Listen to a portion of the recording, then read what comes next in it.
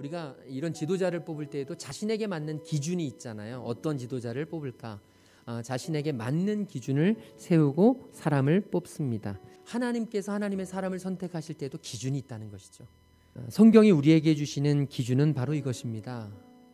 중심이라는 거죠. 그럼 하나님이 우리에게 보시는 마음 중심은 무엇일까? 바로 믿음인 줄로 믿습니다. 저는 저와 여러분이 하나님에게서 이 믿음으로 쓰임받는 은혜가 있기를 간절히 소망합니다. 구약 시대에서 이 믿음으로 인하여 하나님에게 쓰임받았던 위대한 인물들이 많이 있죠.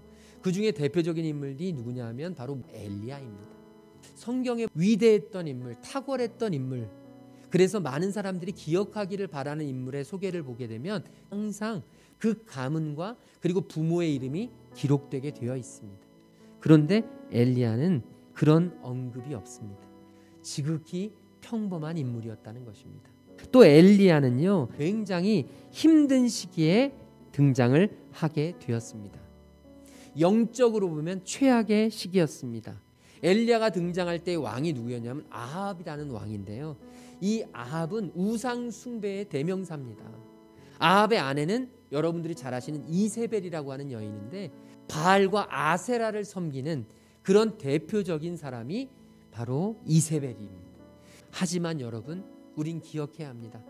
이런 어려운 시대, 이런 힘들고 이런 신앙의 불모지와 같은 시대, 그곳에서도 이런 조건들을 탓하거나 불평하거나 원망할 생각하지 않고 엘리야는 오직 하나님을 믿는 그 믿음으로 이 시대를 바꾸어 갔습니다.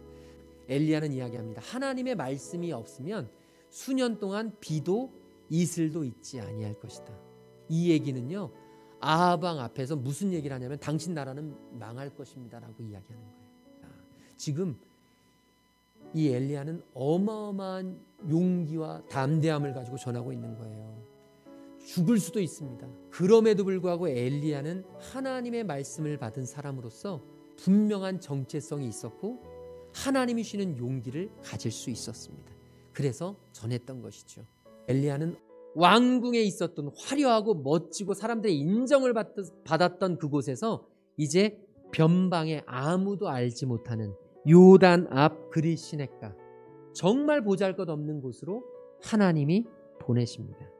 이 요단 앞 그릿 시냇가에서 물이 마르기까지 하나님은요, 까마귀를 통해서 엘리야를 먹이시고 살리셨습니다. 이해할 수 없고 인정할 수 없는 그곳, 전혀 예상 밖의 장소로 뚝 떨어져서 하나님이 보내셨는데 그곳에서 엘리야는 놀라운 하나님의 은혜를 발견하게 되는 것입니다.